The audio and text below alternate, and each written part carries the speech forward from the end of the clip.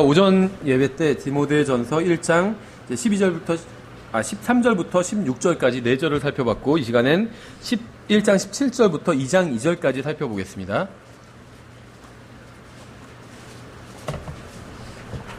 디모데전서 1장 17절에 보시면 이렇게 되어 있죠. 이제 영원하신 왕 곧 죽지 아니하시고 보이지 아니하시고 홀로 지혜로우신 하나님께 존귀와 영광이 영원 무궁토록 있기를 원하노라. 아멘. 그러니까 17절은 이제라는 말로 시작을 합니다. 영어로는 now죠, now. 그러니까 성경은 2000년 전에 기록된 책이지만 지금, now, 현재, 이 지금 현재를 다루고 있어요. 어떤 사람들은 성경이 시대에 막 뒤떨어졌다, 일반 세상 사람들은 그렇게 얘기하는 사람들도 있지만 전혀 그렇지 않죠. 왜냐하면 세상이 변한 게 별로 없습니다. 그래서 뒤떨어질 것도 별로 없어요. 그러니까 2000년 동안 하나님도 변하지 않으셨고 인간도 별로 변한 것이 없습니다. 그러니까 인간의 본질적인 문제가 전혀 변하지 않았어요. 그러니까 인간의 삶의 질은 변했죠. 훨씬 더 살기 좋아졌죠. 2000년 전에 비해서 지금은 훨씬 더 살기 좋아진 건 사실이지만 인간의 본질적인 문제는 2000년 동안 그 전 마찬가지죠. 인류 역사 6000년간 한 번도 변한 적이 없다는 겁니다. 17절은 예수님을 만나서 구원받은 사람의 마음에서 나오는 진실한 반응이에요. 그러니까 우리가 오전에 본 것처럼 12절부터 16절을 보면 예수님을 어떻게 사도 바울이 만났는지 그 이야기가 있잖아요. 물론 우리가 성경의 또 다른 부분, 사도 바울의 간증이 기록된 다른 부분을 찾아서 보충해서 봤지만 12절부터 16절까지는 예수님을 만난 사람의 이야기라면 17절은 예수님을 만나고 난 이후에 예수님을 만난 사람의 합당한 반응입니다. 어떤 반응인가요? 모든 존귀와 영광을 하나님께 돌리고 있죠. 예수님을 만난 사람의 합당한 반응은 모든 존귀와 영광을 하나님께 돌리는 것입니다. 표현을 보시면 여기서 영원하신 왕이라는 표현이 나와요. The King Eternal 이렇게 하고 있죠. 영원하신 왕. 하나님은 왕입니다. 이 세상에 많은 왕들이 있지만 오직 예수 그리스도만이 모든 것을 통치하시는 참된 왕이에요. 그렇죠? 왕이라면 통치를 해야 되잖아요. 예수님만이 참된 통치자라는 겁니다. 그렇죠? 모든 것을 통치하실 수 있는 분이기 때문에 아무리 왕이라도 모든 것을 다 통치할 수 있는 경우는 드물잖아요. 그렇죠? 특히 현대사회에선 왕들이 그냥 이름만 왕이라고 남았지 실질적인 어떤 통치 권한이 없죠. 영국도 그렇고 일본도 그렇고 아닌 국가들도 몇 개 있지만 그런 국가들도 모든 것을 다 통치할 수 있는 건 아니죠. 오직 예수님만이 모든 것을 다 통치하실 수 있는 진정한 왕입니다. 그래서 계시록에서는 예수님을 왕들 중에 왕이다. King of Kings 이렇게 말씀하고 있죠. 예수님만이 진정한 왕이기 때문에 모든 왕들 중에 참된 왕은 예수님이다. 이렇게 성경은 증언하고 있는 겁니다. 예수님은 왕이신데 유일한 왕이 아니라 영원하신 왕이에요. 왕들이 있잖아요. 예수님은 영원하신 왕입니다. 이 세상의 왕들은 일시적인 왕들일 뿐이에요. 오직 예수님만 영원하신 왕이죠. 네로나 황제, 히틀러나 독재자들, 스탈린이나 아니면 현재 대통령 오바마나 모두 다 일시적으로 통치하는 사람들일 뿐이에요. 영원히 통치하는 존재는 예수님밖에 없다는 거죠. 그래서 오직 예수님만이 영원하신 왕입니다. 약간 좀 어려운 편인데 저도 솔직히 말씀을 드리면 100%는 잘 모르겠어요. 근데 이게 좀 뉘앙스의 차이가 있는 것 같아요. 이터널이란 말이 있고 에버라스팅이란 말이 있죠. 둘 다 영원과 관련된 말입니다. 그래서 우리 흠정역 성경에서는 이터널을 영원이라고 번역했고 에버라스팅을 영존이라고 번역을 했어요. 왜냐하면 영어가 다르니까 구분해주기 위해서 좀 다르게 번역을 했습니다. 근데 이 둘의 차이가 뭐냐 하면 명확히 차이가 뭐라고 얘기하시는 분이 거의 없더라고요. 그러니까 영어 킹제임스 성경을 사용하시는 분들, 미국에서 킹제임스 성경을 믿는 성경 교사들도 뚜렷한 차이를 말하는 걸 거의 본 적이 없어요. 근데 어떤 분이 이렇게 차이를 설명을 하더라고요. 이 영원이란 거, 이터널이란 건 그러니까 시작과 끝이 없는 영원이고 에버라스팅이라는 건 시작은 있는데 끝이 없는 거다. 이런 식으로 설명을 하는데 이게 100% 맞는 설명인지는 아직 제가 확실히는 모르겠습니다. 근데 일단 성경을 찾아보시면 아마 그 한글 성경으로도 영존이라는 단어를 찾아보고 영어 킹제임스 성경에서도 에버라스팅이라는 걸 찾아보면 일단 문맥을 통해서 좀 확인할 수는 있는데 일단 이분이 설명하신 이 설명이 어느 정도는 맞아요. 보면 근데 이제 모든 경우에 다 맞는 것 같지는 아직 제 생각엔 조금은 아닌 것 같더라고요. 근데 대부분은 맞아요. 근데 이제 어떻게 정리할 수가 있냐면 이 에버라스팅이란 말이 인간과 함께 결합해서 사용할 땐 이분의 설명이 맞아요. 그래서 시작은 있는데 끝이 없어요. 그러니까 이제 에버라스팅이 사람과 관련해서 하나님이 아니라 사람과 관련해서 설명할 땐 시작은 있지만 끝은 없는 영원 이렇게 볼 수가 있고 이제 이터널은 영원이 맞아요. 시작도 없고 끝이 없는 게 이터널은 맞습니다. 그래서 주로 이제 하나님에 대해서 묘사할 때 이터널을 쓰는데 하나님에 대해서 설명할 때 에버라스팅도 씁니다. 똑같이 써요. 근데 하나님이 시작이 있는 건 아니잖아요. 시작이 없잖아요. 그래서 인간과 관련해서 이 에버라스팅이 쓰일 땐 시작은 있고 끝은 없다. 이렇게 이해하면 되지 않을까 생각을 합니다. 근데 이게 뭐 100% 맞다 이런 얘기는 아니에요. 누구든지 그렇지 않은데 하면서 성경을 가지고 반론을 제기하면 받아들이겠습니다. 저도 이제 아직 100%는 잘 모르니까. 저도 이제 지금 이 연구하면서 이렇게 알게 된 거고 그 전에는 이 차이를 에버라스팅과 이터널의 차이를 설명하는 사람은 본 적이 없어요. 그러니까 일반 미국인들한테 물어보면 설명 못합니다. 이거는 둘 다 영혼에 관한 것 아니냐 이렇게 얘기하고 킹제임스 성경을 가르치는 성경 교사들도 저는 설명하는 건 거의 본 적이 없어요. 제가 뭐 못 본 책에서 그런 또 설명이 있는지는 모르겠지만 제가 여태까지 본 것 중에서 설명이 없었습니다. 근데 이제 어떤 목사님이 이런 식으로 설명을 하는데 일단 어느 정도는 맞더라고요. 그러니까 사람과 관련해서 에버라스팅이 쓰이면 시작은 있고 끝은 없는 것 같아요. 가장 대표적인 예가 이제 요한복음 3장 16절에 나오죠. 하나님이 세상을 이처럼 사랑하사 누구든지 자신의 독생자를 주셨으니 누구든지 그를 믿는 자는 멸망하지 않고 영존하는 생명을 얻게 하려 하심이라 이렇게 되어 있거든요. 그래서 우리 흠정형 성경엔 영존하는 생명이라고 번역되어 있고 영어로 당연히 everlasting이라고 되어 있습니다. everlasting life를 받게 된다 이렇게 설명하고 있어요. 근데 우리가 구원받을 때 우리는 영원한 생명, 영생을 받았다 이렇게 얘기하고 저는 뭐 그 얘기가 크게 잘못됐다는 얘기는 아닙니다. 근데 이제 조금 더 정확히 구분하면 마치 이런 거나 같아요. 우리가 뭐 기쁘다 구주 오셨네 이런 식으로 얘기하고 또 아니면 구세주다 이런 말을 하잖아요. 근데 성경에서 구세주라는 말은 나오지 않아요. 사실은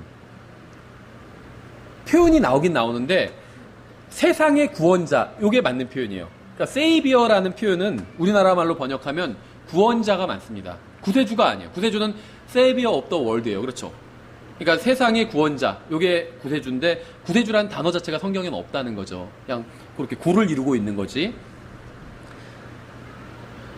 그래서 뭐 우리가 영생을 받았다 이렇게 말하는 게 저는 잘못된 표현이다 이런 얘기를 하는 건 아닙니다. 충분히 그렇게 그냥 일반적으로 그렇게 충분히 표현할 수는 있습니다.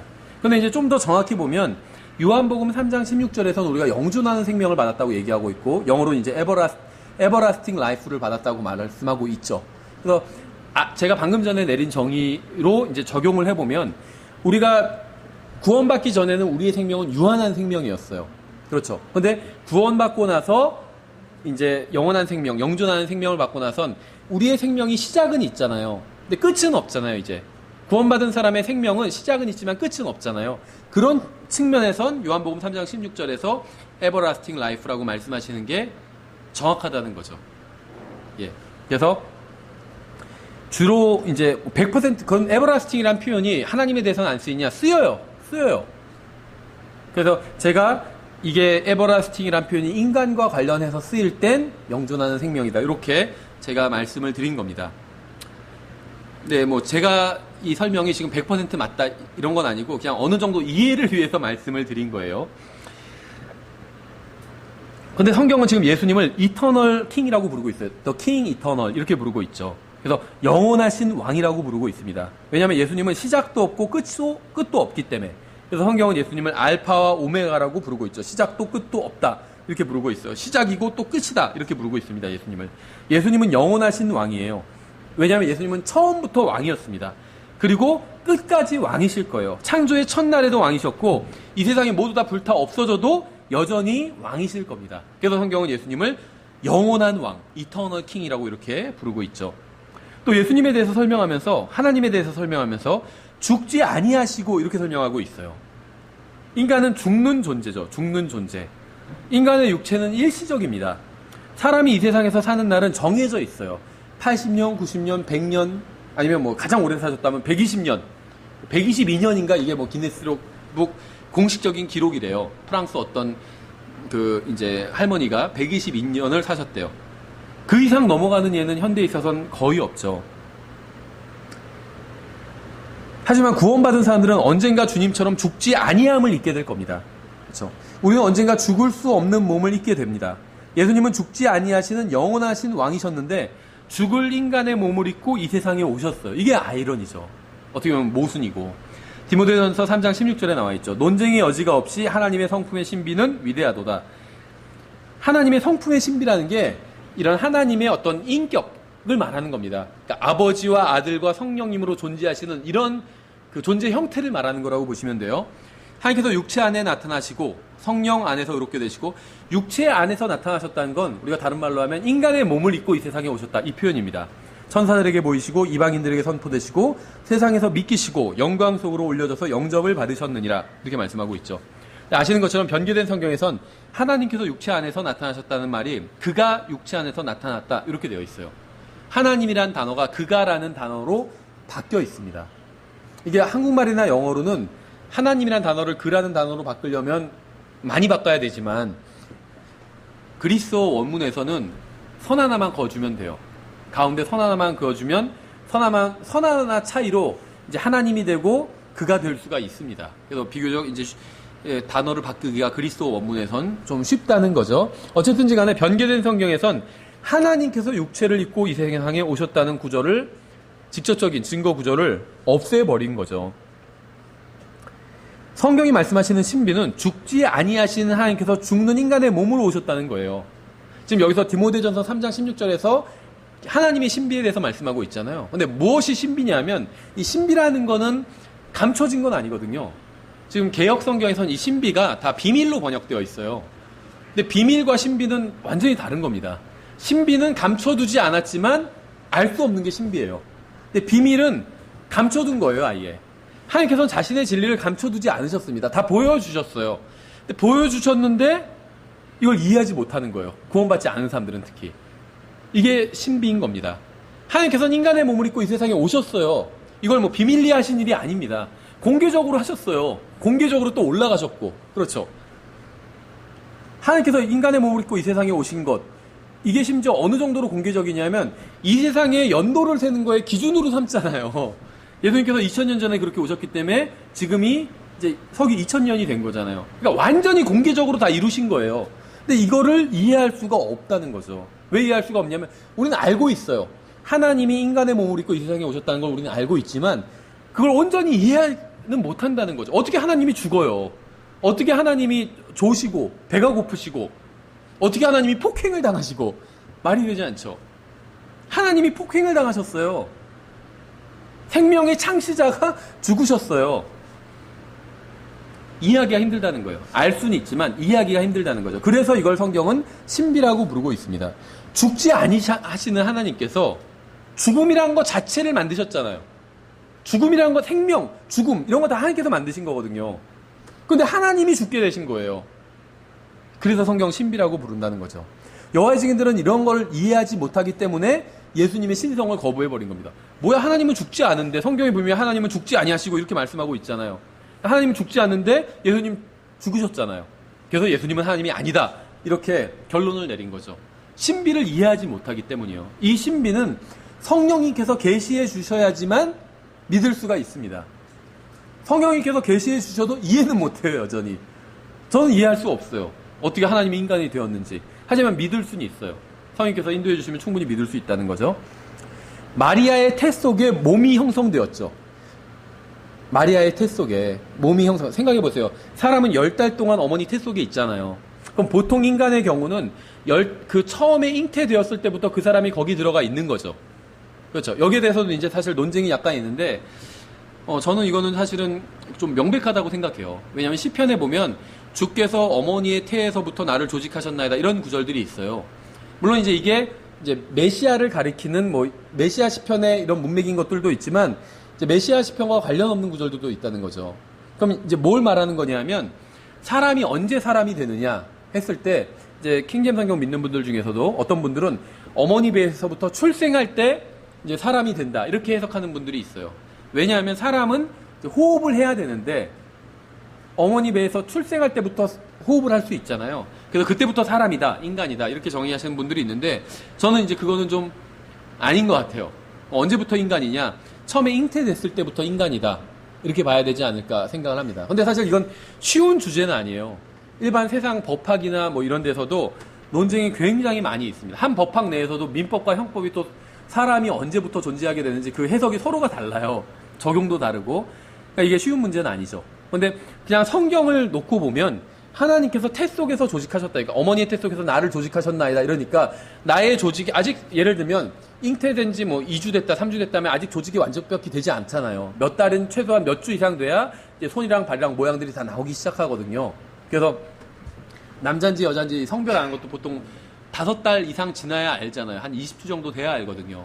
왜냐면 그런 어떤 이제 남자와 여자의 어떤 특징적인 모습들이 이제 그쯤 돼야 드러나기 시작하기 때문에. 그럼 아직은 그때까지는 뭐 10주 됐을 땐 그런 것들이 드러나지 않는다는 거예요. 근데 그럼에도 불구하고 하나님께서 나를 어머니의 태 속에서 조직하셨다는 거죠. 그럼 나를 조직하셨다고 했을 때 그 내가 있는 거잖아요. 내 몸이 다 조직되지 않아도 나를 조직하고 있다고 고백하고 있다면 그 나라는 존재가 몸이 다 조직되기 이전에 이미 잉태되었을 때 생긴 거라는 거죠. 그렇죠. 근데 무슨 얘기를 하려고 이런 얘기를 했냐면 예수님의 경우는 달랐다는 겁니다. 사람은 잉태됐을 때 이제 인간이 됐다고 한다면 예수님도 마찬가지로 마리아가 10달을 뵀죠. 예수님을. 그런데 예수님을 10달 뵌 것이 아니라 정확히 말하면 예수님의 몸을 10달 동안 뵌 것이에요. 그렇죠. 그래서 마리아의 태 속에 한 몸이 형성되었습니다. 그 몸은 예수님은 아니었어요. 그럼 이건 무엇이냐? 사도행전에서 말씀하신 것처럼 거룩한 것입니다. 그래서 성경은 예수님의 몸을 예수님이라고 부르지 않아요. 예수님의 몸은 예수님이 아니에요. 예수님의 몸은 거룩한 것이에요. 왜 거룩한 것이냐? 거룩하신 분이 거하시는 곳이기 때문에 거룩한 것이라고 부르고 있는 것이죠. 예수님께서 십자가에서 돌아가셨을 때 예수님의 몸은 무덤에 있었지만 예수님은 무덤에 계시지 않았죠. 예수님은 지하세계에 계셨어요. 무덤에 계시지 않았다는 거죠. 그래서 마리아의 태 속에서 예수님의 몸이 형성되었습니다. 아들 하나님께서 그 몸 안으로 들어가셨죠. 성경은 예수님께서 우리의 죄를 자신의 몸으로 in his own body 그렇게 되어 있어요. 자신의 몸으로 in his own body 자신의 몸으로 우리의 죄를 지셨다고 베드로전서 2장 24절에서 말씀하고 있어요. 그러니까 우리의 죄는 주님의 몸 안에 있었습니다. 무슨 얘기를 하는 거냐면 예수님이 십자가 위에서 죽으신 이유를 제가 설명하고 있는 거예요. 하나님은 죽으실 수가 없죠. 여기 지금 우리가 디모데전서 1장에서 보고 있잖아요. 영원하신 왕 곧 죽지 아니하시고 보이지 아니하시고 이게 하나님의 특징이거든요. 죽지도 않으시고 보이지도 않으시고 홀로 지혜로우신 하나님께 이게 하나님의 특징이에요. 하나님은 죽으실 수가 없어요. 그런데 예수님은 죽으셨잖아요. 그러니까 여호와의 증인들은 그것만 보고 단순하게 여호와의 증인들이 성경을 알긴 알지만 아주 얕은 수준으로 알고 있는 거예요. 그래서 그것만 보고 그러면 예수님은 하나님이 아니네 이런 결론을 내리고 있는데 예수님은 죽으셨지만 그럼에도 불구하고 하나님입니다. 왜냐하면 예수님은 원래는 죽지 않으시는 분이었지만 하나님이기 때문에 죽지 않으시는 분이지만 예수님의 몸 안에 어떤 일이 일어났어요. 무슨 일이 일어났냐면 바로 그러니까 죄가 예수님의 몸 안으로 들어왔다는 겁니다. 그러니까 우리의 죄를 예수님께서 in his own body 자신의 몸으로 근데 in이잖아요. 그러니까 죄가 예수님의 몸 위에만 있었던 것이 아니라 on이 아니라 물론 이제 성경에서 on이라는 표현도 쓰고 있어요. on이라는 건 어떤 접착면을 말하는 거죠. 달라붙어 있었다는 거예요. 근데 in은 그 아니에요. 분명히. 그러니까 우리의 죄가 예수님의 몸 안에 있었어요. 그래서 예수님의 몸이 죽으신 겁니다. 자기의 죄 때문이 아니라 우리의 죄 때문에. 그렇죠? 우리의 죄는 주님의 몸 안에 있었습니다. 그런데 이사야서 53장에서는 주님께서 자신의 혼으로 우리의 죄로 인한 헌물로 삼으셨다고 말씀하고 있어요. 53장 10절에서. 그러니까 예수님의 몸이 십자가에서 내려져서 무덤에 놓여있던 동안 주님의 혼은 지옥에 가서 우리의 모든 죄를 그곳에 던져 넣으시고 낙원에 가서 구원받은 구약 성도들에게 복음을 선포하신 겁니다. 그래서 부활은 몸을 떠났던 혼이 다시 몸 안으로 들어오는 게 부활입니다. 그래서 서로 떨어져 있던 몸과 혼이 만나는 것이 바로 이제 부활이에요. 그렇죠? 그래서 우리는 죽을 몸 안에 있지만 혼의 구원을 받았습니다. 제가 오늘 아침 만약에 오늘 오후에 죽는다면 저는 몸을 떠나 주님과 함께 있게 돼요. 저는 죽을 몸 안에 살고 있는 죽지 않는 혼입니다. 예수님도 지상에 계실 때는 죽을 몸 안에 계신 영원한 혼이었어요. 주님은 죽지 않으시는 분이셨지만 우리의 죄를 자신의 몸으로 in his own body 자신의 몸으로 지셨기 때문에 주님의 몸도 죽을 몸이 된 것이에요. 그렇죠? 그러니까 예수님은 원래 하나님이기 때문에 죽을 수가 없었어요. 근데 우리의 죄를 자신의 몸으로 in his own body 자신의 몸 안으로 지셨기 때문에 죽는 몸이 되었다는 거예요. 예수님의 몸도. 예수님 왜 원래 성경은 죄의 삭은 사망이라고 말씀하고 있잖아요. 죄가 있는 몸만이 죽게 됩니다. 그러니까 몸 안에 죄가 있으면 몸이 죽어요. 혼 안에 죄가 있으면 혼이 죽어요. 혼이 죽는 거는 둘째 사망이라고 부르고 있고 불호수에 던져지는 게 혼이 죽는 거죠. 계시록에 의하면. 몸이 죽는 거는 땅에 묻어서 다 없어지는 것. 호흡이 끊기고 심장박동 멈추고 동공이 풀리고 이게 몸이 죽는 거잖아요. 그럼 땅에 묻잖아요. 이게 몸이 죽는 거 첫째 사망이고 둘째 사망은 혼이 산채로 아니면 부활한 몸을 입고 불호수에 던져지는 것. 이게 둘째 사망입니다. 그렇죠? 근데 죄가 그 안에 있으면 그것이 무엇이든 간에 그것은 죽게 됩니다. 그래서 몸 안에 죄가 있으면 몸이 죽게 돼요. 혼 안에 죄가 있으면 혼이 죽게 돼요. 근데 예수님은 그의 몸으로 우리의 죄를 지셨습니다. 그래서 예수님의 몸에도 우리의 죄가 들어갔기 때문에 예수님의 몸이 죽으신 거지만 혼에는 죄가 없었어요. 예수님은. 근데 구원받지 않은 사람들의 몸에 죄가 있죠. 혼에도 죄가 있어요. 그래서 그 사람들은 몸도 죽고 혼도 지옥에 던져지는 거예요. 근데 구원받은 우리는 몸에는 죄가 있죠. 그래서 우리 몸도 죽는 거예요. 근데 우리의 혼에는 죄가 없어요.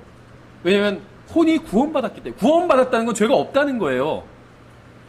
구원받았다는 건 죄가 없다는 거예요. 혼이 구원받았다고 성경 말씀하고 있죠. 우리 몸이 구원받았다 이렇게 말씀하고 있지 않아요. 그래서 저의 육신은 아직도 죄를 가지고 있어요. 근데 저의 혼은 죄를 가지고 있지 않습니다. 죄가 없어요. 그렇죠. 근데 구원받지 않은 사람들은 육신도 죄를 가지고 있고 혼도 죄를 가지고 있어요. 근데 예수님은 육신은 우리의 죄를 가져가셨지만 혼은 죄가 없었습니다. 그래서 예수님의 혼은 죽을 수가 없었다는 거죠. 근데 몸은 죄를 가져가셨기 때문에 죽을 수밖에 없었다는 거예요. 하나님이시지만. 그렇죠. 그래서 주님은 죄를 지은 적이 없습니다. 그래서 죽을 수가 없었어요. 주님은 죄를 지은 적이 없었기 때문에 죽을 수 없었죠. 인간이 죽는 이유는 죄 때문에 죽는 거예요. 예수님은 죄를 지은 적이 없기 때문에 인간의 몸으로 왔지만 우리의 죄를 자신의 몸으로 짊어지지 않으셨다면 영원히 사실 수 있었을 거예요. 그러니까 인간의 몸으로 와서 그냥 성경만 가르치시고 기적만 행하실 그런 목적으로 오셨다면 죽지 않을 수도 있었을 겁니다. 그렇죠. 주님은 아무리 십자가에 달아나 봐야 죽을 수가 없었을 거예요. 복음서에 보면 예수님을 반대하던 사람들이 막 예수님을 벼랑에서 떨어뜨려서 죽이려고 하는 그런 장면도 나오잖아요. 만약에 예수님이 우리의 죄를 자신의 몸으로 지지 않으셨다면 벼랑에서 떨어져도 다시 살아서 다시 오시고 계속 무한 반복했을 거예요. 죽일 수가 없었다는 거예요. 예수님의 몸 안에 우리의 죄가 없었다면 예수님이 자신의 몸으로 in his own body 자신의 몸으로 우리의 죄를 지셨기 때문에 죽을 수 있는 몸이 되었다는 겁니다. 왜냐하면 죄의 삭은 언제나 사망이니까. 그렇죠. 그래서 주님은 우리를 대신해서 죽으셨습니다. 주님께서 부활하신 이후에 죽었던 몸을 다시 일으키셔서 그럼 주님께서 부활하신 이후에는 왜 죽지 않으셨을까요? 주님의 부활하신 몸 안엔 죄가 없었기 때문이에요. 그 죄가 어디 갔죠? 몸 안에 있던 죄가 어디 갔죠? 예수님의 혼이 그 죄를 가지고 지옥에 가신 거예요. 그래서 부활하신 이후에는 예수님의 몸 안에 죄가 없었습니다. 그래서 부활하신 이후엔 예수님이 죽으실 수가 없으셨던 거예요. 그래서 부활하신 그 몸을 가지고 영원히 살아계신 거예요. 지금도 살아계신 거예요. 그래서 지금도 예수님은 2000년 전에는 예수님은 인간이 아니었죠. 하나님이었어요. 근데 지금은 인간이자 하나님인 상태로 지금도 계속 살아계신 거예요. 왜 지금도 인간의 지위를 계속 갖고 계신지 아세요? 사람들 구원하기 위해서요. 사람들을 구원하기 위해선 인간이면서 하나님이어야지 인간과 하나님 사이의 중보자가 될 수 있잖아요. 그래서 예수님은 지금도 하나님이면서 인간의 위치를 가지고 계시라는 거예요. 그래서 지금도 인간의 몸을 그대로 입고 계신 겁니다. 하나님은 보이지 않아요. 근데 예수님은 보이잖아요. 왜냐하면 인간의 몸을 그대로 입고 계시기 때문에. 그렇죠? 여러분이 구원받았다면 죽으면 즉시 여러분의 혼은 주님과 함께 있게 됩니다. 주님께서 다시 오시면 우리의 몸은 죽지 않을 몸으로 변화받게 됩니다. 데살로니가전서 4장 16절 17절에 있죠. 주께서 호령과 천사장의 음성과 호령이 이름 부르는 거예요. 각자 자기의 이름을 주님께서 공중으로 오시면 각자 자기의 이름을 듣게 됩니다. 저는 우지나 그런 소리를 듣게 되고 각자 다 자기 이름을 듣게 돼요. 이게 호령이에요. 호령은 부르는 소리라는 거예요. 호령과 천사장의 음성과 하나님의 나팔 소리와 함께 친히 하늘로부터 내려오시리니 그리스도 안에서 죽은 자들이 먼저 일어나고 그 뒤에 살아서 남아있는 우리가 그들과 함께 구름들 속으로 채어 올라가 공중에서 주를 만나리라. 그리하여 우리가 항상 주와 함께 있으리라. 빌립보서 3장 21절 그분께서는 모든 것을 자기에게 복종시킬 때 사용하는 능력을 발휘하사 우리의 천한 몸을 변화시켜 자신의 영광스러운 몸과 같게 만드시리라. 성경에서 우리의 몸이 변화한다는 것은 단순히 모양을 의미하는 것이 아닙니다. 저도 과거엔 이렇게 배웠었어요. 킹잼 성경 처음 알고 나서 그 유명한 킹잼 성경 교사들에게 주로 이제 책을 통해서 배웠지만 구원받은 사람의 부활한 몸은 예수님의 몸과 똑같은 몸이 된다. 그래서 외형이 예수님의 외형과 똑같이 변한다. 이렇게 배웠었어요. 그래서 그분이 그린 그림을 보면 예수님이 계시고 부활한 사람들이 예수님 얼굴이랑 똑같아요, 다. 그런데 이게 과연 이제 근거 구절은 지금 제가 읽은 구절이요. 이 빌립보서 3장 21절 같은 것. 우리의 천한 몸을 변화시켜 자신의 영광스러운 몸과 같게 만드시리라. 요게 이제 요런 비슷한 구절들이 좀 있죠. 이런 구절들이 근거 구절인데 이게 과연 몸이 예수님의 몸과 똑같은 몸으로 변하느냐 이 얘기인지, 그러니까 생김새까지 같아지느냐 이 얘기를 의미하는지, 심지어는 성별이 같아진다 또 이렇게 표현하고도 있잖아요. 그 의미인지는 생각해 볼 필요가 있다는 거죠. 물론 이제 예수님을 믿는 하나님의 아들이 된다고 그랬잖아요. 그럼 하나님의 아들이 된다고 하니까 자매님들도 다 형제가 되는지 이건 좀 생각해 볼 필요가 있다는 거예요. 왜 그러냐 하면 아니 하나님의 아들이 된다고 했으니까 문자 그대로 해석하면 아들이 된다고 형제로 변화된다 이렇게 믿어야지 이렇게 주장하시는 분들이 있어요. 전 뭐 그게 다 엉터리 주장이라는 건 아닙니다. 근데 이제 조금만 생각해 보면 좀 의심할 만한 여지가 있어요. 무슨 말이냐면 구원 받자마자 하나님의 아들이 되나요? 아니면은 몸이 변화될 때 하나님의 아들이 되나요? 구원 받자마자죠. 근데 형제가 됐나요, 자매님들이? 되지 않았잖아요. 그럼 거기서 말하는 하나님의 아들은 성별이 남자가 된다는 이야기가 아니라 아버지와 아들의 관계를 맺는 걸 의미한다는 거죠. 자매님들이 성별이 바뀌는 게 아닐 수 있다는 거예요. 왜냐하면은 구원 받자마자 형제가 되지 않았잖아요. 아들이 되지 않았어요. 자매님들은 그대로 여자예요. 그렇죠? 구원받은 순간에. 근데 거기서 그럼 요한복음 1장 12절에서 말씀하시는 하나님의 아들이 된다는 시점이 예수님을 영접하는 시점인지 아니면은 나중에 들림받아 올라가는 시점인지 예수님을 당연히 영접하는 시점이에요. 그렇죠? 그러니까 몸에 관한 말씀이 아니라는 거예요. 그러니까 예수님처럼 변화된다는 말씀들이 하나님의 아들이 된다는 말씀이 몸에 관한 말씀은 아닐 확률이 크다는 겁니다. 그렇죠? 생각해보세요. 예수님 하나님의 아들이죠. 이게 무슨 말일까요? 아버지와의 관계에 대한 말씀이에요. 아버지와의 관계에 대한 말씀이에요. 성경에서 아들이라고 하면 이것은. 그런 식으로 하면 우리는 그리스도의 신부잖아요. 그럼 우리가 다 여자가 돼야 되잖아요. 근데 그게 아니죠. 우리가 그리스도의 구원받은 사람은 교회는 그리스도의 신부인데 이거는 성별을 의미하는 게 아니에요. 외형을 의미하는 게 아닙니다. 아주 그냥 예쁜 여자가 다 되는 그런 얘기가 아니에요. 절대. 예전에 오래전에 만화책에선 그러다가 주인공이 다시 태어나면 예쁜 여자로 태어나서 그냥 편하게 살고 싶다고 이렇게 못생긴 남자였는데 그런 얘기를 하는데 우리가 예쁜 여자가 되는 게 아니라는 거예요. 그렇죠. 그건 당연하죠. 그리스도의 신부가 된다는 건 관계를 말하는 거예요. 남편과 아내처럼 아주 그렇게 친밀한 관계가 된다는 얘기예요. 우린 또 하나님의 아들이 된다고 그랬잖아요. 그럼 신부가 되는데 어떻게 아들이 돼요? 관계를 말하는 거예요. 관계. 아버지와 아들의 관계 얼마나 친근해요. 그렇죠. 대통령한테 아무나 함부로 갈 수는 없지만 아들은 막 함부로 갈 수가 있잖아요. 그런 관계가 된다는 거예요. 그래서 여기서도 예수님의 몸처럼 우리가 변화된다는 게 단순히 똑같은 자매들도 다 남자로 변화하고 나이도 33세 반의 나이로 변하고 과연 그런 얘기일까? 거기에 대해서는 지금은 저는 좀 의심스럽다는 겁니다. 왜냐하면 신약 성경을 보면 항상 중요하게 여기는 게 외면이 아니라 내면이에요. 그래서 제가 여러 번 말씀드렸죠. 몸이 아프면 어떤 의사를 찾아가죠? 잘생긴 의사가 있어요. 그리고 아주 실력이 좋은 의사가 있어요. 누굴 찾아가요? 당연히 실력이 좋은 의사를 찾아가요.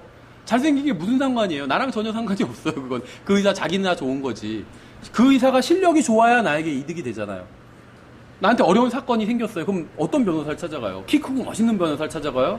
아니면 그 분야의 전문 변호사를 찾아가요? 전문 변호사를 찾아가요. 중요한 건 내면이 아니라 외면이 아니라 내면이라는 거죠. 예수님이 우리를 구원하신 거는 잘생긴 분이라서 우리를 구원하신 게 아닙니다. 예수님의 외면이 우리를 구원하신 게 아니라 내면이 구원하신 거예요. 예수님은 사랑으로 충만하셨고 우리를 위해서 자신을 희생할 마음이 있으셨기 때문에 우리를 구원하실 수 있었던 거예요. 그러니까 중요한 건 주님의 내면이라는 거죠. 그렇죠? 제가 전에도 말씀드렸잖아요. 하늘나라에 갔는데 예수님 생긴 건 예수님처럼 생겼는데 내면은 이우진이에요. 그 생긴 거는 저처럼 생겼는데 내면은 예수님이에요. 그럼 둘 중에 어느 존재와 함께 영혼을 보내고 싶으시겠어요? 내면이 중요한 게 아니죠. 내면이에요. 그렇죠? 생긴 게 아무리 잘생겼어도 내면이 형편가 없으면 그건 의미가 없어요. 내면이 예수님이어야 해요. 그렇죠? 그래서 우리가 우리의 몸이 주님, 그런데 여기서 몸이라고 하지 않았냐? 이제 이렇게 얘기할 수가 있겠죠. 그럼 이제 어떤 몸을 말하는 거냐? 결론적으로 말씀드리면 죄가 없는 몸을 말하는 겁니다. 단순히 형태가 뭐 남자로 변하고 예수님처럼 똑같이 생긴 것처럼 변하고 이런 얘기가 이런 차원이 아니에요. 성경에서는 그런 게 지금 중요한 문제다 이렇게 말씀하신 적이 없어요. 성경에서 중요한 문제라고 하는 건 항상 내면, 마음, 그다음에 죄, 이걸 성경에서 아주 핵심적인 중요한 문제로 말씀을 하십니다. 그래서 우리의 몸이 변화된다는 건 죄가 없는 몸이 된다는 거예요. 그래야 영원히 살 수 있는 몸이 되는 거예요. 그렇죠? 그래서 중요한 건 외면이 아니라 내면이 중요합니다. 우리는 예수님의 외모로 인해서 구원받은 것이 아니라 예수님의 내면으로 인해서 구원을 받았어요. 성경이 말씀하시는 몸의 변화는 생김새를 말하는 것이 아니라 몸의 속성에 관한 말씀이에요. 몸의 속성의 어떤 본성, 몸의 본성. 주님께서 오시면 우리의 몸은 주님의 몸처럼 죄가 없는 몸으로 변하게 될 거예요. 주님의 몸의 핵심이 뭔지 아세요? 단순히 뭐 벽을 통과하고 무슨 그 셋째 하늘까지 막 순식간에 다녀오고 이게 주님의 몸의 본질이 아니에요. 주님의 몸의 본질은 죄가 없는 몸이라는 거예요. 이게 사도 바울이 로마서 7장에서 울부짖은 그 내용이에요. 누가 이 사망의 몸에서 나를 건져낼까? 이 얘기를 했잖아요. 그게 바울의 관심사였거든요. 그리고 그게 성경의 관심사예요. 죄가 없는 몸, 그 몸 안에 거하고 싶다. 지금 우리는 죄가 있는 몸 안에 거하고 있잖아요. 그래서 막 이 몸이랑 엉켜가지고 막 죄도 짓고 다시 새 사람을 따를 때는 막 죄를 버리다가 또 다시 막 죄를 이 몸이랑 엉켜서 막 죄도 짓고 그러고 있는 거잖아요. 그걸 벗어버리는 게 우리의 소원이에요. 사도 바울의 소원이었고. 근데 그게 예수님께서 오시면 그 소원이 이루어진다는 거예요. 죄가 없는 몸을 우리가 받게 되기 때문에. 그렇죠? 그래서 단순히 몸의 생김새가 변하는 것보다 죄가 없는 몸을 받는 것이 훨씬 더 중요한 문제입니다. 우리의 몸이 죄가 없는 몸이 되면 더 이상 사망의 지배를 받지 않게 됩니다. 그러면 하나님께서 처음에 창조하실 때 의도하신 대로 영원히 살 수 있게 되는 거예요. 우리는 아직은 죽을 몸 안에 살고 있습니다. 그래서 로마서 8장에서도 우리가 몸의 구속을 기다리고 있다 이렇게 증언하고 있죠. 우리의 혼은 구원받았지만 몸은 아직 구원받지 못했어요. 주님께 감사하게도 언젠가 이 죽을 몸이 죽지 아니함을 입고 이 썩을 몸이 썩지 아니함을 입게 될 것입니다. 우리는 부활할 때 다른 무엇이 아닌 우리의 몸을 그대로 입게 될 거예요. 부활할 때 다른 게 아니라 우리의 몸을 입게 될 것이죠. 근데 우리의 몸인데 죄가 없는 온전한 몸을 입게 된다는 거예요.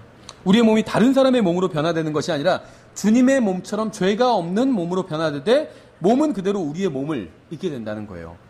이 세상에선 키가 작은 것으로 사람이 판단을 또 받고 외모나 피부색이나 인종 이런 것으로 판단을 받죠. 이제 제가 지금 외면보다 중요한 건 내면이라고 말씀드렸잖아요.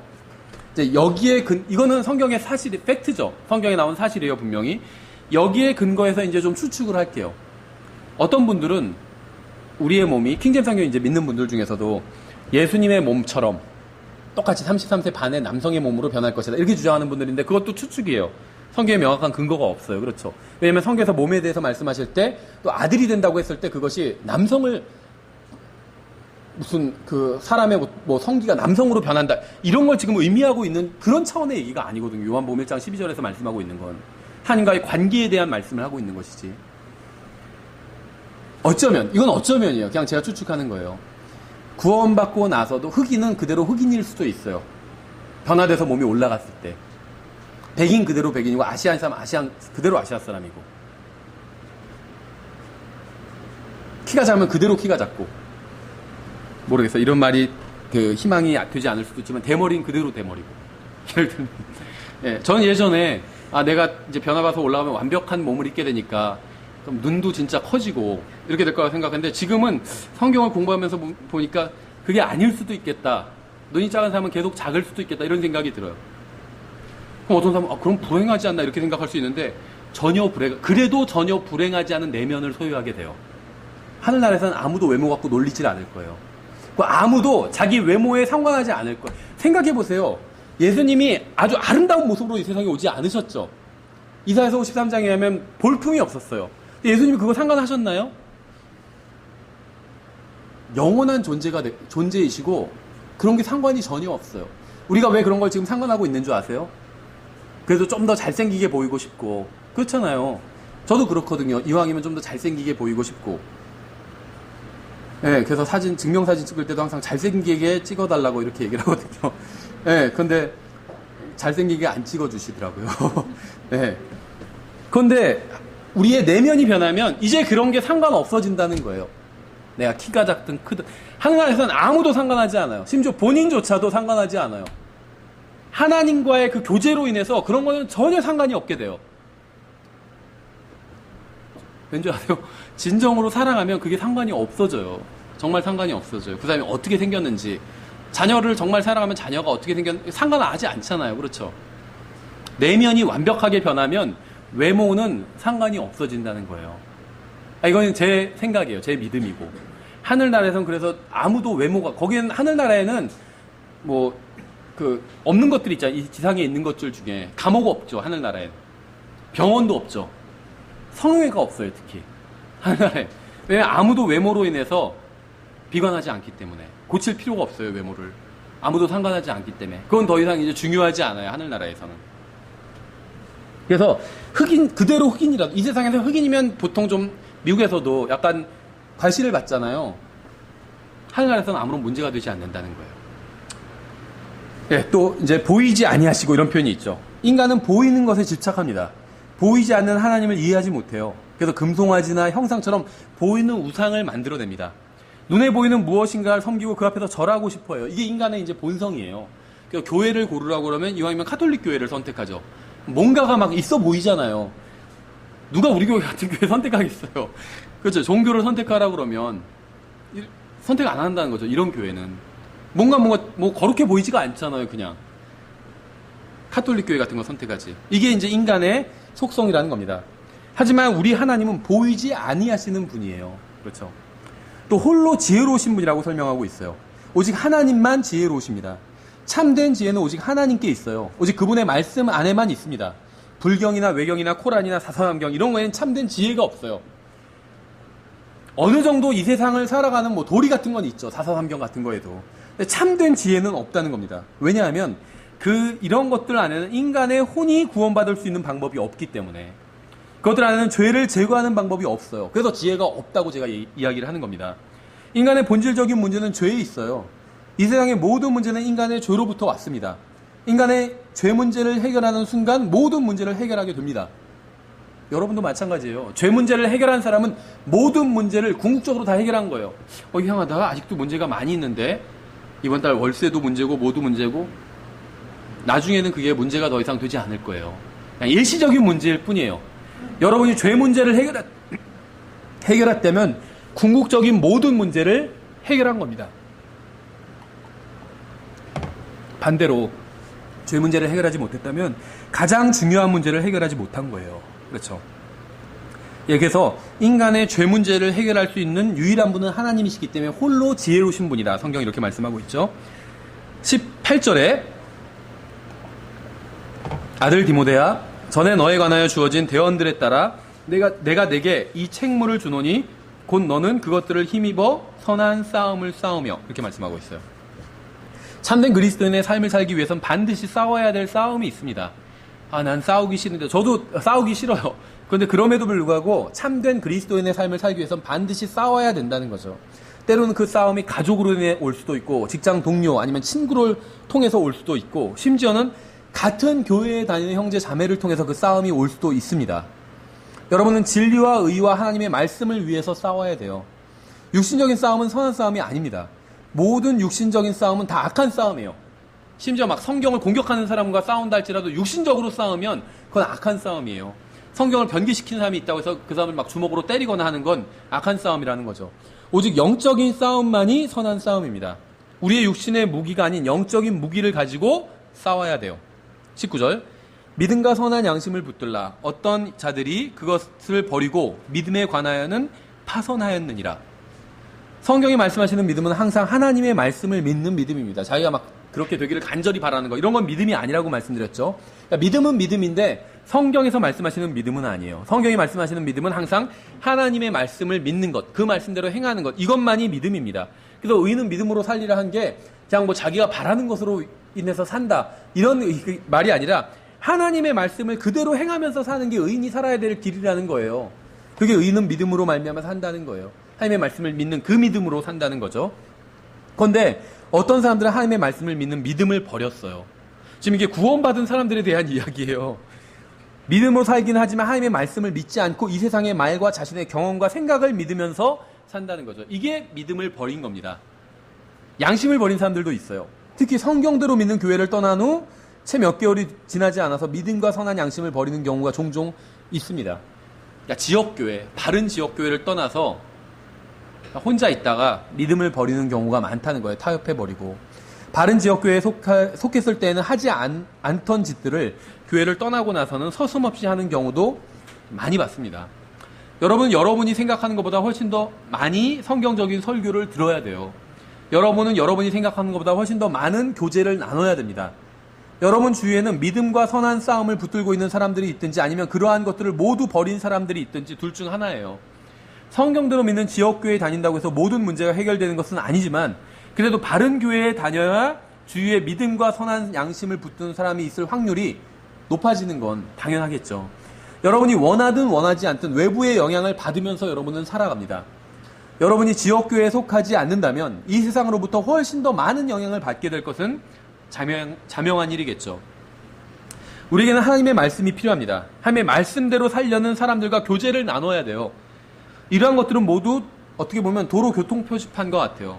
속도 제한 표시가 없으면 어느 정도의 속도가 위험한 속도인지 알 수가 없겠죠. 도로에 따라서 이 도로에선 이 정도 속도가 적절하다, 이런 걸 제시해주고 있는 거잖아요.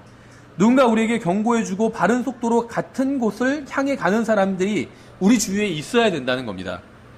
교회를 떠나 혼자 있는 사람은 교통 표지판이나 가드레일도 없는 곳에서 혼자 달리고 있는 것과 같아요. 자신이 운전을 잘한다고 생각할지 모르지만 언젠가는 믿음에 관해서 파손하게 된다는 거죠. 여러분은 믿음과 선한 양심을 붙들어야 합니다. 교회로 함께 모여 성경을 배우고 기도하고 교제를 나눠야 돼요. 성령께서 하신 말씀대로 주님께서 오실 때가 가까울수록 모이기를 더욱 힘써야 됩니다. 그렇죠? 20절. 그 중에 후메네오와 알렉산더가 있는데 내가 그들을 사탄에게 넘겨준 것은 그들이 배워서 신성 모독하지 못하게 하려 함이라. 이게 좀 이 구절이 이해하기는 쉽지 않습니다. 교리적으로. 여기 대해서도 뭐 많은 이야기들이 있고 많은 해석이 있는데, 다양한 해석이 있는데, 일단 우리가 확실하게 아는 부분에서부터 이제 해석을 해볼게요. 그러니까 이제 우리가 어떤 어려운 구절이나 그런 것들을 해석할 때 확실하게 아는 구절들, 성경의 많은 구절들이 지지하고 있는 확실한 것들이 있잖아요. 하나님은 한 분이다. 오직 하나님만이 구원자가 되신다. 행위로는 구원받을 수 없다. 이런 게 이제 성경에 아주 확실하게 나온 명제들이잖아요. 진리들이고. 이제 이런 것에서부터 출발해야 된다는 거죠. 우리가 확실히 알고 있는 것에서부터. 성경은 공개적인 죄를 지은 사람에 대해서는 공개적으로 책망해야 한다고 말씀하고 있어요. 어떤 사람이 죄를 졌는데 아무도 몰라요. 그 사람이 그 죄를 회개했어요. 그러면 그 사람이 이미 아무도 모르고 이미 회개한 죄를 끄집어내서 공개적으로 이야기할 필요가 없습니다. 그렇죠. 근데 공개적으로 죄를 졌어요. 그 사람이 그 죄를 졌다는 걸 다 알아요, 성도들이. 그러면 그런데도 불구하고 회개를 하지 않아요. 그러면 이제 그런 죄에 대해선 공개적으로 책망해야 된다는 거예요. 교회를 순수하게 유지하기 위해서. 디모데전서 5장 20절에 나오죠. 죄 짓는 자들을 모든 사람들 앞에서 꾸짖어 다른 사람들도 두려워하게 하라. 공개적으로 지은 죄는 공개적으로 꾸짖으라는 거예요. 교회에 알릴 수 없는 일을 하고 있다면 믿음이 파손한 겁니다. 당장 그 일을 그만둬야 돼요. 그러니까 누군가 교회에 와서 자신을 잘못을 하고 회개하지 않는다고 가정을 해보겠습니다. 결국 그 사람은 교회에서 쫓아내야 되겠죠. 그런데 왜 그 사람을 쫓아내는지 교회에 말하지 않으면 결국 그 사람이 자신은 정당한데 교회가 부패했기 때문에 나를 쫓아냈다, 이런 식으로 이야기를 할 수가 있겠죠. 험담하고 다니겠죠. 따라서 공개적으로 잘못 행하면서 회개하지 않는 사람은 교회에서 공개적으로 책망하고 쫓아내야 된다는 겁니다. 그렇죠? 여기서 사탄에게 넘겨준다는 것이 좀 표현이 너무 강해서 이제 이 구절이 굉장히 좀 충격적이다 이런 분들도 있는데, 그렇게 사실 우리가 좀 알고 보면 그렇게 충격적인 표현은 아니에요. 왜 그러냐면 잘 생각해 보세요. 사탄에게 누군가를 넘겨줬어요. 엄청난 것 같죠. 근데 만약에 그 사람이 구원받았다면 이 세상에서 그 순간적으로 사탄에게 일시적으로 넘겨줬다 할지라도 그 사람의 혼은 구원받게 되죠. 구원받지 못했다면 그 사람은 이제 지옥에 가게 되는 거겠죠. 근데 우리가 사탄에게 넘겨줬다. 그러니까 너무 이게 뭔가 엄청난 일이 일어났다고 생각할지 모르지만 어떤 의미에서는 엄청난 일이 일어난 건 아니에요. 왜 그러냐면 이 세상의 신이 누구죠? 사탄이잖아요. 우리는요, 우리 자녀들 사탄에게 넘겨줄 때가 많이 있어요. 이 세상의 신이 주관하는 영화, TV, 예를 들면 뭐 인터넷, 잡지 이런 것들 그냥 자녀한테 다 허락해 주잖아요. 사탄한테 넘겨준 거예요. 자녀들을. 그렇지 않나요? 마찬가지예요. 예전에 그래서 그 러커먼 목사님이 창세기 강의에서 그런 식으로 해석하신 게 있거든요. 롯이 이제 롯의 집에 천사들이 방문하잖아요. 남자의 모습을 하고, 그러니까 동성연애자들이 다 모여들죠. 그래서 그 남자를 내놓으라 이렇게 주장하잖아요. 그러니까 롯이 이런 악한 짓을 하지 말라고 설득하면서 자기의 결혼하지 않은 두 딸을 내줄 테니까 이 두 딸을 가지고 너희가 마음대로 해라. 하지만 이 남자들을 불러내는 악한 일을 하지 말라. 이렇게 얘기하죠. 그러니까 거기서 많은 불신자들이 경악을 하거든요. 이게 무슨 롯이 제대로 된 사람인지 자기 두 딸을 내어준다. 그렇지 않아요? 저도 딸이 있는 입장에서 말이 안 되는 얘기거든요. 근데 롯은 거기서 두 악 중에 더 작은 악을 택했을 뿐이에요. 딸들이 강간당하는 거 악한 일이죠. 근데 남자가 남자와 더불어 음행을 하는 것, 이건 더 악한 일이에요. 그 더 악한 일을 막기 위해서 악한 일을 허용해줬다는 거예요. 그래서 러크만 형님이 이제 영적으로 이렇게 적용하더라고요. 많은 현대인들이 딸들을 그런 동성 연애자들에게 내준 롯을 보고 경악을 금치 못하는데, 이렇게 표현한 건 아닌데 이제 그 내용이 대충 이런 내용이었어요. 금치 못하는데 사실은 자신들이 더한 짓을 하고 있다고. 이 세상 마귀에게 내주고 있잖아요. 딸들을 동성연애자한테 내주는 거랑 마귀한테 내주는 거랑 뭐가 더 악한 일이에요? 마귀에게 내주는 게 악한 일이잖아요. 이 세상 사탄의 것인데 이 세상에 그냥 다 내주고 있대요. 마찬가지 짓을 하고 있다는 거죠. 네. 여기서도 마찬가지예요. 사탄에게 넘겨줬다고 하니까 무슨 뭐 엄청난 일이 일어났다고 생각하는데 숱한 그리스도인들이 자신들의 자녀들을 사탄에게 넘겨줘요. 사탄이 신인 이 세상에 그냥 넘겨주잖아요. 마음대로 이 세상 것들을 즐기게 하고, 그렇죠. 전혀 하나님 말씀으로 가르치지 않고 양육하지 않고 사탄에게 넘겨주는 거예요. 이게 그렇게 놀랄 만한 일이 아니라는 거예요. 심지어 킹제임 성경을 믿는 독립침례교에서도 숱하게 일어나는 일이에요. 그것도 부모들이 자기 자식들을 그렇게 내어주고 있다는 거죠, 사탄한테. 예. 2장 1절. 그러므로 내가 권면하노니 무엇보다 먼저 모든 사람을 위하여 간구와 기도와 중보와 감사를 드리되. 기도의 네 가지 종류가 나오죠. 뒤에서 이것은 좀 살펴보고, 하나님께서 우리가 다른 사람들을 위해 하기 원하시는 첫 번째 것은 무엇일까요? 교황이나 오바마나 김정은을 위해서 우리가 해야 될 일이 무엇일까요? 그래서 모든 사람을 위하여 간구하라고 했잖아요. 교황, 그렇죠. 오바마, 김정은을 위해서도 기도해요. 어떤 분들은 우리나라의 박근혜 대통령을 위해서 기도한다고. 좋아요. 김정은을 위해서도 기도해야 돼요. 그러니까 박근혜 대통령은 건강하고 오래 살게 해주시고 김정은은 빨리 죽게 해주세요. 이렇게 간구해요. 그건 아니에요. 간구라는 건 그런 게 아니에요. 간구는 서플리케이션이거든요. 서플라이, 뭔가 공급해 주는 거잖아요. 모든 사람을 위해서 공급해 주는 기도를 하라는 거예요. 간구하라는 게. 박근혜 대통령을 위해서 하는 기도와 김정은을 위해서 하는 기도가 같아야 돼요.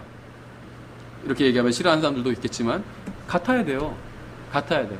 어떤 것을 그럼 기도해야 되는지는 다음 절에서 보기로 하고, 일단은 모든 사람을 위해서 우리가 기도해야 합니다. 어떤 사람을 위해서 선한 기도를 해주고 건강하고 오래 살게 해주세요. 어떤 사람을 위해서 악한 기도, 저 사람 빨리 데려가게 해주세요. 이런 기도를 하라고 성경은 한 번도 말씀하신 적이 없어요. 후메네와 알렉산더를 위해서 가장 먼저 해야 할 일이 무엇이었을까요? 기도였어요. 기도. 우리가 다른 사람들을 위해서 가장 먼저 해야 할 일은 그들을 위해서 기도하는 겁니다. 이것만 잘하면요, 지역교회에서 많은 분쟁이 사라져. 우리 교회는 아직 작은 교회니까 뭐 큰 분쟁은 없어요. 그렇죠? 근데 교회가 커지면 분쟁이 생겨납니다. 한 교회 다니는 형제 자매들끼리 분쟁이 생겨요. 우리는 작으니까 누가 오면 반갑죠. 좋고. 교회가 커지면요, 나중엔 저런 사람 좀 안 왔으면 좋겠다. 이런 게 생겨요. 교회 저 사람 별로 도움이 안 되겠다. 우리 교회 충분히 크고 잘 나가고 있는데 저런 사람 와봐야 교회 더 마이너스만 되겠다. 진짜로 이런 얘기를 하는 사람이 있어요. 독립침례교회 내도 있어요. 킹제임스 성경 믿는 사람들 중에서도. 그런 내가 봤을 때 우리 교회 마이너스가 돼 보이고 우리 교회 차라리 안 다녔으면 좋겠고 그런 형제를 위해서 해야 될 일이 뭔지 아세요? 기도하는 거예요. 기도하는 거예요. 모든 사람을 위해서 간구와 기도와 중보와 감사를 하라고 했잖아요. 그러면요 분쟁이 사라져요. 내가 제일 싫어하는 사람이 있죠. 그 사람을 위해서 기도를 하세요. 분쟁이 사라져요. 정말로. 이게 기도의 목적이에요. 기도는 우리로 하여금 무엇인가를 부족한 걸 얻게 하는 게 아니에요. 기도의 목적은. 우리가 구하기도 전에 하나님께서는 다 알고 계세요. 우리가 뭐가 부족한지. 기도의 목적은 뭐냐면 우리의 마음을 바꾸는 거예요. 그 사람에 대해서 간구하고 그 사람을 위해서 생각하고 그렇게 만들어주는 게 기도의 목적이라는 거죠. 나중에 기도에 대해서 공부할 때 좀 더 자세히 살펴보기로 하고 2절 왕들과 권위를 가진 모든 사람을 위하여 하라. 이것은 우리가 전적으로 하나님을 따르며 정직한 가운데 조용하고 평화로운 삶을 살고자 함이라.